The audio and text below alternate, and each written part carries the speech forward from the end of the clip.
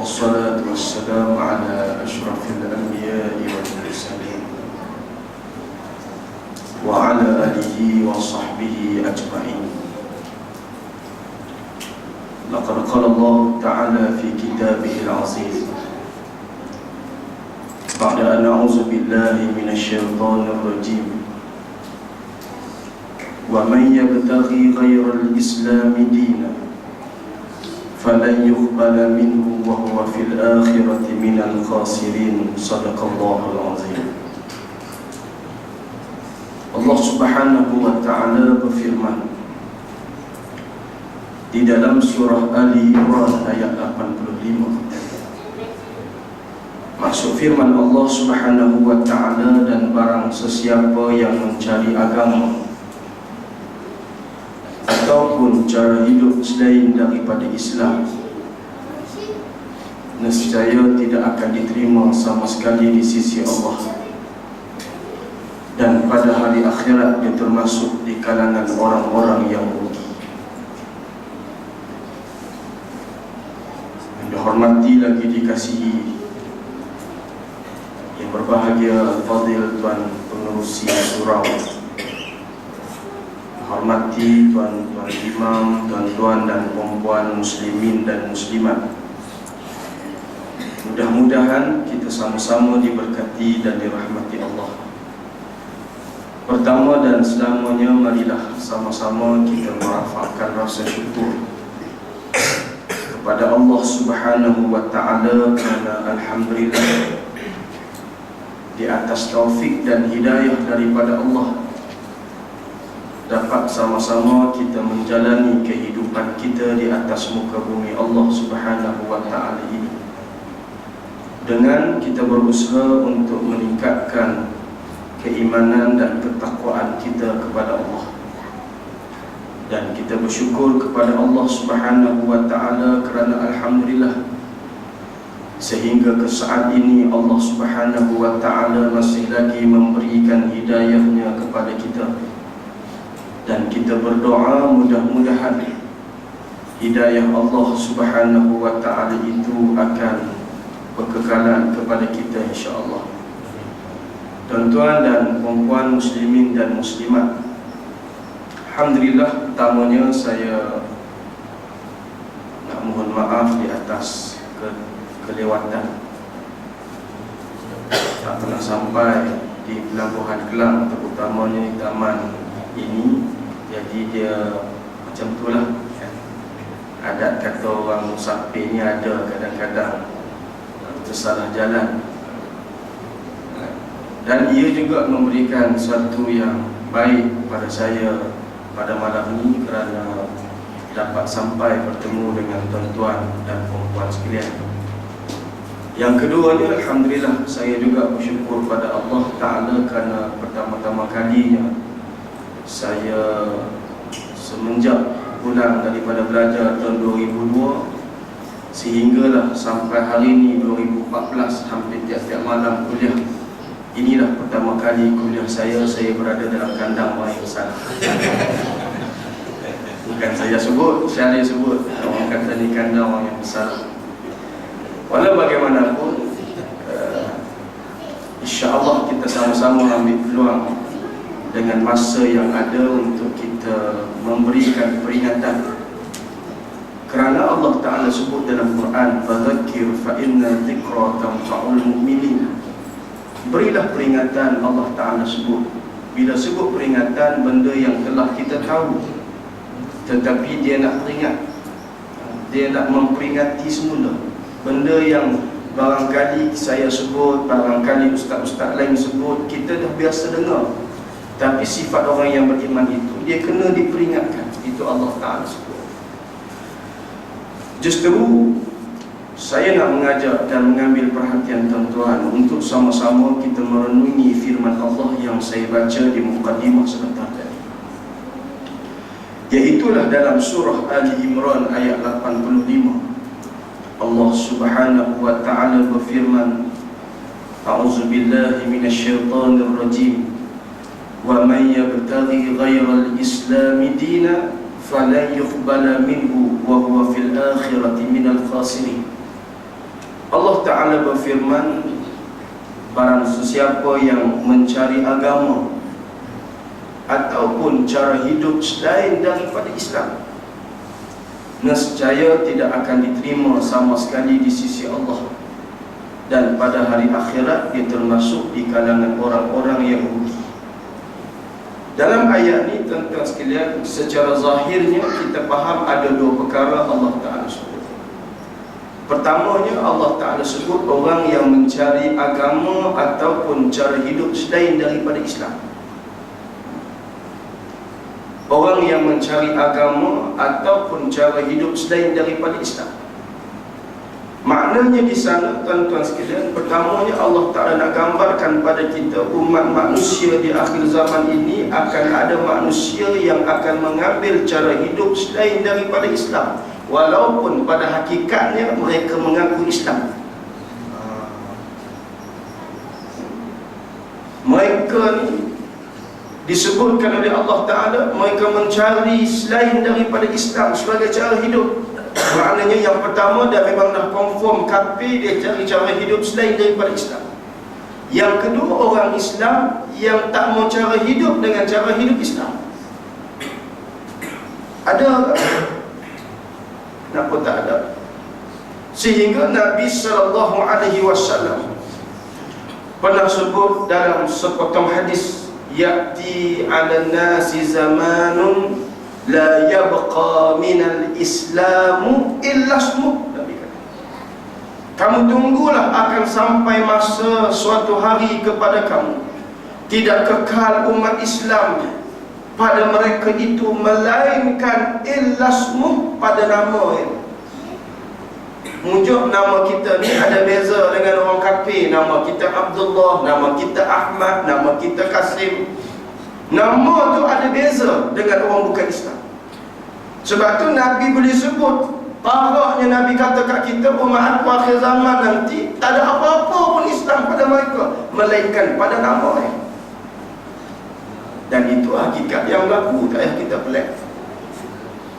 Sebab itu bila Allah Ta'ala sebut orang yang mencari cara hidup selain daripada Islam, pertamanya memang orang yang tak mau Islam, iaitu orang kafir. Yang keduanya ialah orang Islam yang tak mau ikut cara hidup Islam. Yang ni yang penting. Mereka mengaku Islam, bahkan mereka menafsir agama mengikut akal mereka sendiri. Kita nak kata orang yang tak mau Islam, cuba tanya dia, Islam tak? Confirm dia jawab Islam. Kita nak kata dia tak Islam, mengamuk dia. Tapi tengok cara hidup dia, tak pernah sembahyang, tak pernah beribadah pada Allah, tak pernah jaga halal haram dosa pahala. Kita nak kata dia tidak Islam, marah dia. Dia nak kata dia masih Islam, tapi dia menafsir Islam mengikut akal dia sendiri. Sebab tu kita boleh tengok kepada sepotong hadis Nabi yang lain daripada Abdullah bin Amr radhiyallahu anhuma. Abdullah bin Amr dia berkata, Rasulullah sallallahu alaihi wasallam bersabda, la ya'tiyanna 'ala ummati ma ata 'ala bani Israil, khazwan na'la bin na'li hatta in kana minhum man ata ummahu 'alaniyatan la kana min ummati ma yasna' zalika. Wa inna bani Israil tafarraqat 'ala 72 millah wa taftariqu ummati ala 73 millah kulluhum fi an-nar illa millatan wahidah. Qalu man hiya ya Rasulullah? Qala sallallahu alaihi wasallam ma ana alaihi wa ashabi, atau kama qala sallallahu alaihi wasallam. Hadis ni daripada sahabat yang bernama Abdullah bin Amr radhiyallahu anhuma. Abdullah sahabat Nabi, Amr bin As bapa dia pun sahabat Nabi. Abdullah kata Nabi sallallahu alaihi wasallam bersabda, Nabi bersabda, umat aku ni Nabi kata akan ikut perangai Bani Israel. Nabi kata umat aku akan ikut perangai Bani Israel. Best Ustaz, ikut perangai Bani Israel. Sebab Bani Israel Allah sebut dalam Quran. Tak semua Allah Ta'ala sebut dalam Quran benda yang Allah Ta'ala minta kita ikut. Allah Ta'ala sebut Abu Jahal, Abu Lahab hak lawan Islam. Nabi bawa Islam, mereka lawan Islam. Siapa Abu Jahal, Abu Lahab? bukan orang lain, bukan saudara Nabi. Tapi tak ada kita nak kata, oh Abu Lahab, Abu Lahab Allah Ta'ala sebut dalam Quran mesti baik. Tabat yada abi lahabim wa tab. Kisah Allah Ta'ala sebut Allah binasakan, Allah membinasakan kedua belah tangan Abu Lahab. Maknanya bila sebut Abu Lahab, walaupun doa dalam Quran, bukan bererti baik, bukan bererti Allah Ta'ala nak sebut itu baik, tapi nak beri faham pada kita nama Abu Lahab ni tak baik. Jangan kita buat tak cerdik pula. Saya pun nama anak Ustaz, nama yang disebut dalam Quran, nama apa? Abu Lahab. Daripada Abu Lahab, kamu nama anak kau Fir'aun lagi sedap. Saya pun nama anak Ustaz, nama anak saya ada dalam Quran, Allah sebut berkali-kali nama apa? Fir'aun. Sudah tentu tak betul? Tak. Maka macam tu juga Allah Ta'ala kisahkan golongan Bani Israel dalam Quran Iqra. Cerita berkali-kali Bani Israel ni, kerana di antara umat yang degil yang Allah rakamkan dalam Al-Quran ialah umat Bani Israel. Nabi kata, umatku, Nabi kata, akan ikut perangai Bani Israel, ikut sungguh-sungguh. Oh, ikut benda-benda kecil-kecil ya kot Ustaz. Abang nak ikut benda-benda yang tidak melibatkan perkara besar kot. Nabi kata, umat aku akan ikut perangai Bani Israel, sehingga sampai ke suatu tahap, andai sekiranya ada di kalangan golongan Bani Israel yang sanggup berzina dengan ibu mereka sendiri, nescaya akan ada di kalangan umatku yang sanggup juga turut berzina dengan ibu sendiri. Tengok, perangai Bani Israel itu Nabi sebut diikut oleh umat Nabi. Kita ingat ikut benda kecil-kecil ya? Tak. Nabi kata kalau sampai ke tahap golongan Bani Israel mereka sanggup berzina dengan ibu sendiri, umatku pun akan buat macam tu. Nabi kata, Allahu Akbar. Kemudian Nabi kata, wa inna Bani Israel tafarraqat ala sintaini wa sab'ina milah. Nabi bersabda, sesungguhnya umat Bani Israel itu dia terpecah, degilnya mereka itu terpecah dalam memahami dan menafsir agama mengikut akal mereka sendiri sebanyak 72 pahaman agama. Kita giling kepala dah, Allah tahu benar.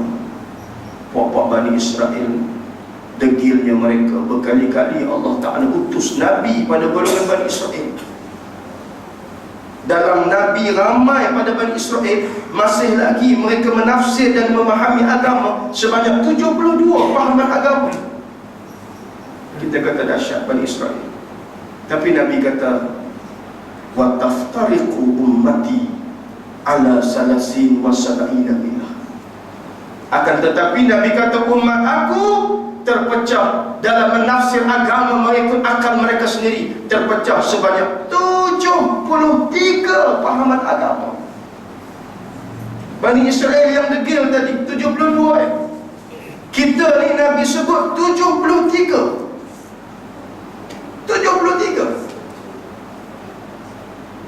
Menafsir agama ikut akal sendiri. Itu yang ada. Saya Islam, saya Ustaz tadi petikai, saya sembahyang walaupun aurat tak tutup. Sebab Ustaz tadi tahu Islam iman bukan dekat aurat, dekat dada. Masa aku penyepak ya, saya cakap. Dia menafsir agama ikut akal dia. Maka Nabi kata umatku terpecah sampai tahap begitu. Ada orang memahami agama padan dia pergi haji. Dia tak tahu Abu Lahab pun buat haji.